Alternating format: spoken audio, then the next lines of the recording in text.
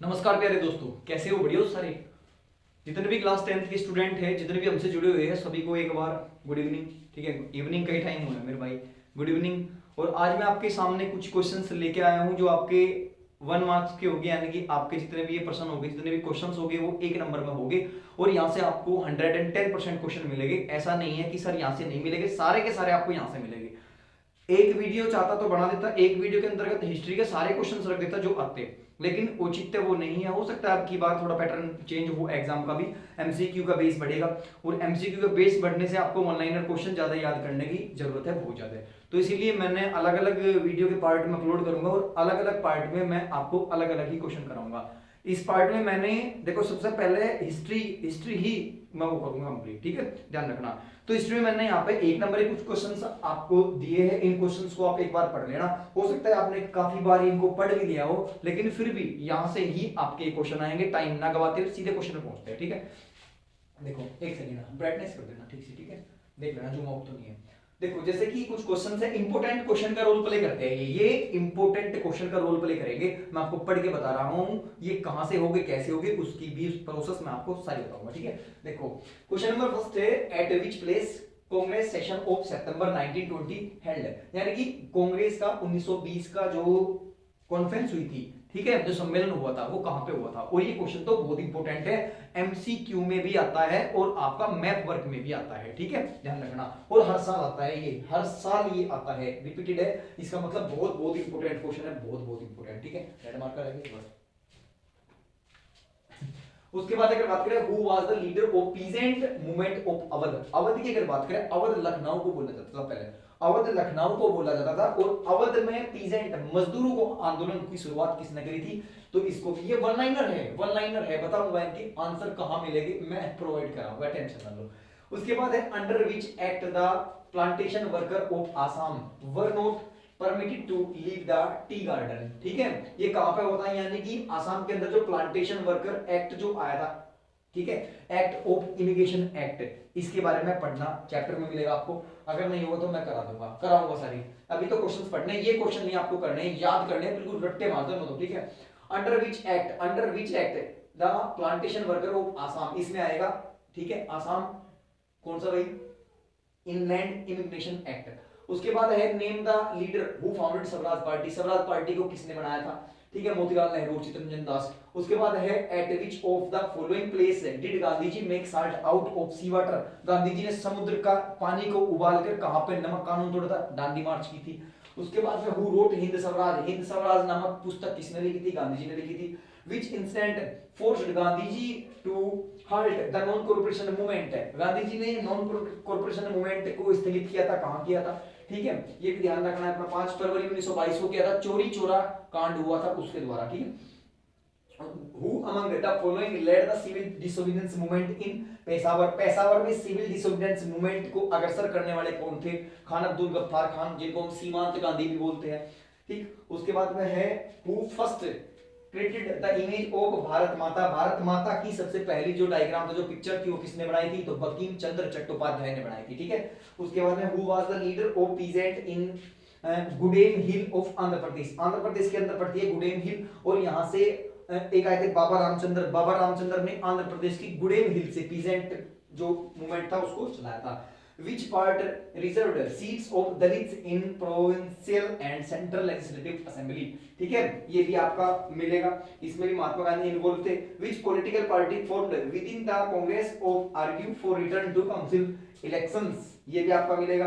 Name the leader of Swaraj party. Swaraj party को बनाने वाले मैंने बताया था मोतीलाल नेहरू और चित्तरंजन दास। इनके आंसर आप लोग फाइंड करना। जब आप इनके आंसर फाइंड कर लोगे, मेरा वादा है, जब आप इनके आंसर अपने आप फाइंड करोगे तो याद हो जाएगी, एक बार के में याद हो जाएगी, दोबारा किसी की कहने की कोई जरूरत नहीं है। ठीक है, ध्यान रखना। उसके बाद में, name the place where non corporation was called off. ऐसा स्थान जहां नॉन कॉर्पोरेशन आंदोलन को रोक दिया गया हो, तो उत्तर प्रदेश का गोरखपुर। और गोरखपुर के अंदर चोरी चोरा कांड के द्वारा ये हुआ था। ठीक है, उसके बाद, when was police fire in United Province at peasant near Raebareli. Raebareli के अंदर पुलिस फायर, रायबरेली के अंदर पुलिस फायर क्यों की गई थी? व्हेन वाज पुलिस फायर क्यों की गई थी? रीजन बताना है उसका। रायबरेली उत्तर प्रदेश में है ये भी। ठीक है, in which in which year Ahmedabad mill worker Satyagraha was organised. ठीक है, मिल मजदूरों के द्वारा अहमदाबाद सत्याग्रह कब लॉन्च करेगा गया था? मैंने आपको पढ़ाए थे 3 सत्याग्रह, सबसे पहले चंपारण सत्याग्रह, उसके बाद खेड़ा सत्याग्रह, उसके बाद Ahmedabad Satyagraha. Who was the M R Jayakar, ठीक है, इनका भी जिक्र होगा चैप्टर में। Which name was given by Gandhi ji to the Dalit. Dalit किसको दिया था? हरिजनों को दिया था। हरिजन का मतलब है, हरि का मतलब भगवान और जन का मतलब भगवान के बंदे, भगवान के बंदों को हरिजन कहेगा। ठीक है, ध्यान रखना। Which sorry when and where was second round table conference held. दूसरे गोलमेज सम्मेलन कब हुआ था? मैंने आपको बताए थे 3 गोलमेज सम्मेलन हुए थे, यानी कि 3 गोलमेज सम्मेलन 1930 में पहला हुआ था, 1931 में सेकंड और 1932 में थर्ड। ठीक है, इसमें बताना है सेकंड कब हुआ था? 1931 में हुआ था सेकंड। और इसमें जाने वाले कौन थे? What were the effect of non-corruption on the economic front? उसके बाद में ये कुछ क्वेश्चंस इंपॉर्टेंट है आपके। उसके बाद है what were the case of the gradual slowing down of the non-corruption movement in cities? non-corruption movement cities शहरों के अंदर कैसे फैला? Describe the main event leading to civil disobedience। ठीक है, ये कुछ क्वेश्चंस है सर आपने करा तो दिए ये, लेकिन इनका आंसर कहाँ मिलेंगे? इनके आंसर मैं आपको पीडीएफ अवेलेबल कराऊंगा। ठीक है, ज्यादा से ज्यादा बच्चे देखो, ध्यान दो। हिस्ट्री में आपकी 3 वीडियो लूंगा मैं। ठीक है, हिस्ट्री में कंप्लीट हिस्ट्री का पैक होगा, कंप्लीट हिस्ट्री की 3 वीडियो दूंगा। 3 वीडियो में जितने भी क्वेश्चंस होंगे, ज्यादा बेटर है आप उन क्वेश्चंस को लगाओ। सर आंसर की कहाँ मिलेगी? तरह तरह के क्वेश्चंस है। अगर आपको आंसर की ही चाहिए होगी तो आप एक मैं नंबर देता हूं, उस नंबर पे आप लोग मैसेज करना। जब मैसेज करोगे तब आपको आपके पास में आपकी पीडीएफ पूछा दी जाओगी। ठीक है, इसमें कोई वो नहीं है कि हम आपसे टैक्स वगैरह रेवेन्यू वगैरह लेंगे, हम नहीं लेने के। एक एक 2-2 वीडियो क्लासेस के लिए हम जो पीडीएफ प्रोवाइड करेंगे उसका हम कुछ नहीं लेने की। लेकिन अगर आपको कंप्लीट सोशल साइंस के 1 लाइनर यानी कि 1 नंबर, 3 नंबर और 5 नंबर के क्वेश्चन चाहिए जो बोर्ड में आएंगे, यानी संभावित क्वेश्चन जो होते हैं, यानी कि 150% जिनकी उम्मीद होती है, अगर आप वो कंटेंट चाहते हो तो आपको भैया पे करना पड़ेगा। और पे आपको 100 रुपए पे करना पड़ेगा। ये नॉर्मल सी फीस है, ये हम भी नहीं मांगते, ये आपको एग्जाम पुंज को देनी होगी। ठीक है, एग्जाम पुंज को आपको देनी होगी। आप पेटीएम वगैरह कर सकते हो, पेटीएम, गूगल पे, फोन पे, इनसे कर सकते हो।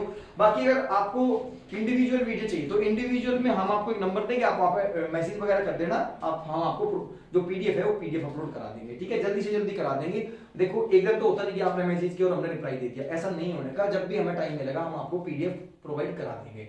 लेकिन फिर भी आपका ये वीडियो सेशन फर्स्ट था, इसके अंदर जितने क्वेश्चंस मैंने आपको बताए ये क्वेश्चंस ही आपको पढ़ने हैं, ये क्वेश्चंस ही आपको पढ़ने, इससे बाहर आपको कुछ भी नहीं पढ़ना। ठीक है, बिल्कुल कुछ नहीं पढ़ना। इसके जस्ट बाद में पार्ट नंबर 2 अपलोड करूंगा, उसमें आपके 3 नंबर के जितने भी क्वेश्चंस होंगे वो आएंगे, और पार्ट नंबर 3 के अंदर आपके 5 नंबर के जो क्वेश्चन होंगे वो सारे आएंगे। ठीक है, ऐसा नहीं कि मतलब सर 20 या 30 क्वेश्चन नोट करा दिया ये तो सारा सिलेबस होगा, ऐसा नहीं है बिल्कुल भी। ठीक है, आपको देखा होगा इनमें भी सबसे ज्यादा 1 लाइनर क्वेश्चंस है, एमसीक्यू बेस्ड है। आपके ये 3 या 4 क्वेश्चन ही इधर ऐसे है जिनके मार्क्स 3 नंबर के हैं, यानी कि ये इंपॉर्टेंट क्वेश्चन है, 3 नंबर में आते हैं, ये संभावित क्वेश्चन है ये। ठीक है भाई, तो पॉजिटिव रहिए, अपनी तैयारी को बेटर बनाओ। और हमसे जुड़ने के लिए मैं बता दूं, आपको एक नंबर डिस्क्रिप्शन में मिलेगा, आपको नंबर डिस्क्रिप्शन में मिलेगा। डिस्क्रिप्शन में जब आप नंबर पे कोई भी कांटेक्ट करोगे तब हम आपको पीडीएफ प्रोवाइड करा देंगे। सर इनके आंसर कहां मिलेंगे? कंप्लीट पीडीएफ कहां मिलेगी? 1 नंबर, 3 नंबर, 5 नंबर वाली कंप्लीट है। ठीक है, कंप्लीट ही कंप्लीट बना, अभी काम चल रहा है, 1-2 दिन के अंदर अंदर प्रोवाइड कर देंगे। ठीक है दोस्तों, तो बने रहिए और जब तक आप इन क्वेश्चंस को सोल्व करिए, कल फिर एक पार्ट लेकर मैं हाजिर हूं दोबारा आपके सामने। तब तक के लिए नमस्कार, धन्यवाद।